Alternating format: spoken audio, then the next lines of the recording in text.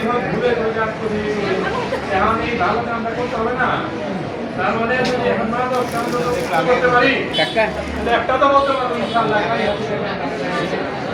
অতি সাহেব, আপনারা যারা জড়িত আছেন, আমি ইতিমধ্যেই বলেছি, আপনার আরো লোক দরকার, হেলথ ডিপার্টমেন্টের লোক দরকার, এটা ইনভিটেশন দেবেন, আমি কথা বলতে শুরু দেবো। আপনার যদি আরো এটাই লাগে, আরো যদি কোনো লোক লাগে, আরেকটা জিনিস আমি ডিস্ট্রিক্ট অফিসার করছি, মাদক নিয়ন্ত্রণের কোনো কর্মকর্তা খালি হাতে নাই। এখন মাদকের জন্য আলাদা কর্মকর্তাও দেওয়ার জন্য কথাবার্তা হচ্ছে। আশা করি আপনারা চেষ্টা করবেন, আমি আপনাদের সঙ্গে।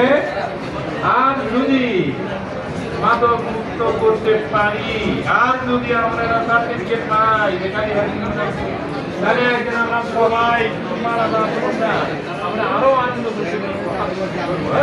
সবাইকে ধন্যবাদ।